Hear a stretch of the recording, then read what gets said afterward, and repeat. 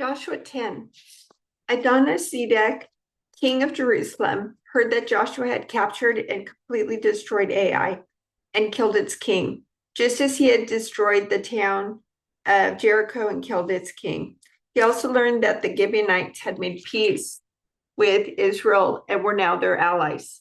He and his people became very afraid when they heard all this because Gibeon was a large town, as large as the royal cities and larger than Ai. And the Gibeonite men were strong warriors. So King Adonizedek of Jerusalem sent messengers to several other kings: Hoham of Hebron, Piram of Jarmuth, Japhia of Lachish, and Debir of Eglon. Come and help me destroy Gibeon, he urged them, for they have made peace with Joshua and the people of Israel. So these 5 Amorite kings combined their armies for a united attack. They moved all their troops into place and attacked Gibeon. The men of Gibeon quickly sent messengers to Joshua at his camp in Gilgal. Don't abandon your servants now, they pleaded. Come at once, save us, help us, for all the Amorite kings who live in the hill country have joined forces to attack us. So Joshua and his entire army, including his best warriors, left Gilgal and set out for Gibeon. Do not be afraid of them, the Lord said to Joshua, for I have given you victory over them. Not a single one of them will be able to stand up to you. Joshua traveled all night from Gilgal and took the Amorite armies by surprise. The Lord threw them into a panic, and the Israelites slaughtered great numbers of them at Gibeon. Then the Israelites chased the enemy along the road to Beth-horon, killing them all along the way to Azekah and Makkedah. As the Amorites retreated down the road from Beth-horon, the Lord destroyed them with a terrible hailstorm from heaven that continued until they reached Azekah. The hail killed more of the enemy than the Israelites killed with the sword. On the day the Lord gave the Israelites victory over the Amorites, Joshua prayed to the Lord in front of all the people of Israel.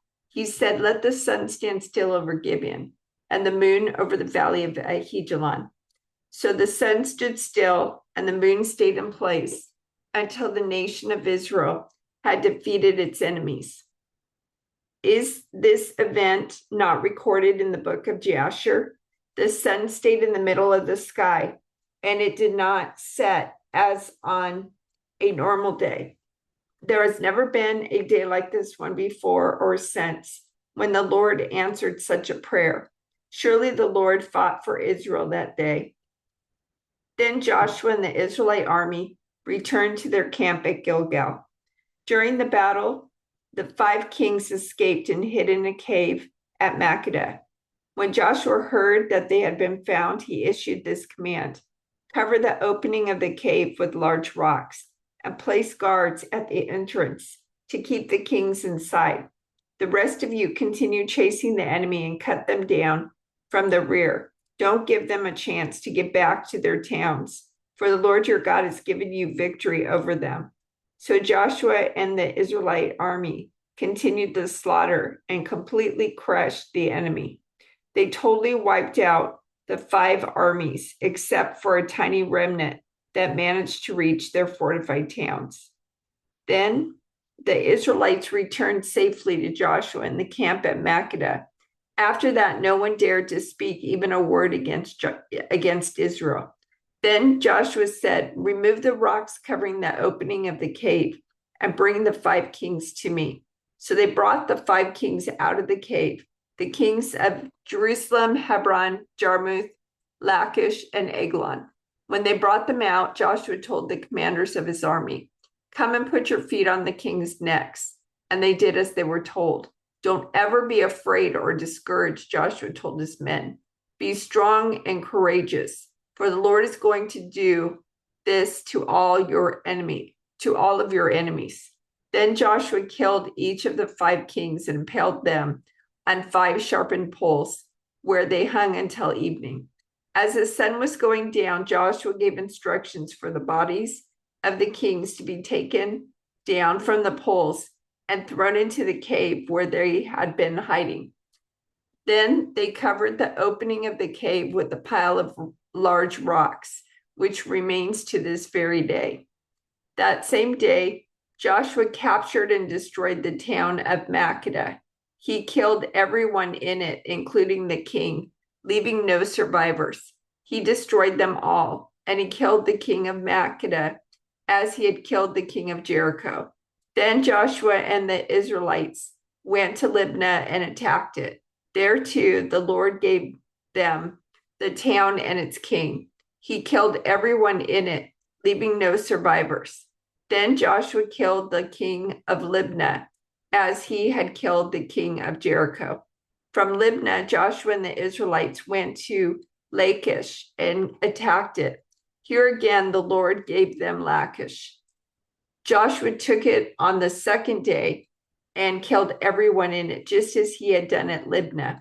During the attack on Lachish, King Horam of Gezer arrived with his army to help defend the town, but Joshua's men killed him and his army, leaving no survivors.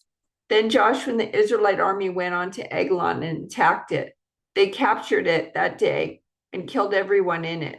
He completely destroyed everyone, just as he had done at Lachish. From Eglon, Joshua and the Israelite army went up to Hebron and attacked it. They captured the town and killed everyone in it, including its king, leaving no survivors. They did the same thing to all of its surrounding villages. And just as he had done at Eglon, he completely destroyed the entire population.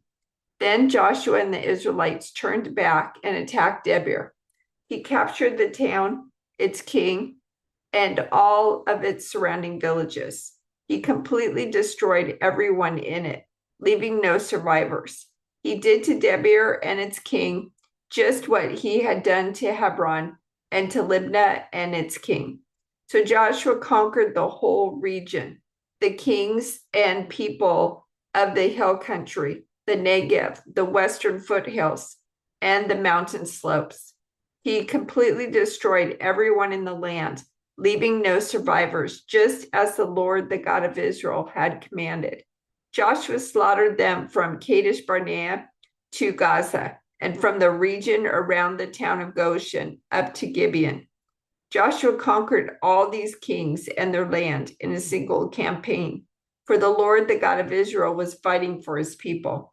Then Joshua and the Israelite army returned to their camp at Gilgal. When King Jabin of Hazor heard what had happened, he sent messages to the following kings: King Jobab of Madon, the king of Shimron, the king of Aksaph, all the kings of the northern hill country, the kings in the Jordan Valley south of Galilee, the kings in the Galilean foothills, the kings of Naphoth Dor on the west, the kings of Canaan, both east and west, the kings of the Amorites, the Hittites, the Perizzites, the Jebusites in the hill country, and the Hivites in the towns on the slopes of Mount Hermon in the land of Mizpah. All these kings came out to fight. Their combined armies formed a vast horde, and with all their horses and chariots, they covered the landscape like the sand on the seashore. The kings joined forces and established their camp around the water near Merom to fight against Israel. Then the Lord said to Joshua, "Do not be afraid of them. By this time tomorrow, I will hand all of them over to Israel as dead men. Then you must cripple their horses and burn their chariots." So Joshua and all his fighting men traveled to the water near Merom and attacked suddenly, and the Lord gave them victory over their enemies. The Israelites chased them as far as Greater Sidon and Misrephoth-maim, and eastward into the valley of Mizpah, until not one enemy warrior was left alive. Then Joshua crippled the horses and burned all the chariots as the Lord had instructed. Joshua then turned back and captured Hazor and killed its king. Hazor had at one time been the capital of all these kingdoms. The Israelites completely destroyed every living thing in the city, leaving no survivors. Not a single person was spared. And then Joshua burned the city. Joshua slaughtered all the other kings and their people, completely destroying them, just as Moses, the servant of the Lord, had commanded. But the Israelites did not burn any of the towns built on mounds except Hazor, which Joshua burned. And the Israelites took all the plunder and livestock of the ravaged towns for themselves. But they killed all the people, leaving no survivors. As the Lord had commanded his servant Moses, so Moses commanded Joshua, and Joshua did as he was told, carefully obeying all the commands that the Lord had given to Moses. So Joshua conquered the entire region, the hill country, the entire Negev, the whole area around the town of Goshen, the western foothills, the Jordan Valley, the mountains of Israel, and the Galilean foothills. The Israelite territory now extended all the way from Mount Halak, which leads up to Seir in the south, as far north as Baal Gad at the foot of Mount Hermon in the valley of Lebanon. Joshua killed all the kings of those territories, waging war for a long time to accomplish this. No one in this region made peace with the Israelites except the Hivites of Gibeon. All the others were defeated, for the Lord hardened their hearts and caused them to fight the Israelites. So they were completely destroyed without mercy, as the Lord had commanded Moses. During this period, Joshua destroyed all the descendants of Anak, who lived in the hill country of Hebron, Debir, Anab, and the entire hill country of Judah and Israel. He killed them all and completely destroyed their towns. None of the descendants of Anak were left in all the land of Israel, though some still remained in Gaza, Gath, and Ashdod. So Joshua took control of the entire land, just as the Lord had instructed Moses. He gave it to the people of Israel as their special possession, dividing the land among the tribes. So the land finally had rest from war.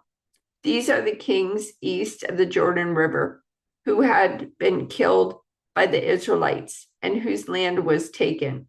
Their territory extended from the Arnon Gorge to Mount Hermon and included all the land east of the Jordan Valley.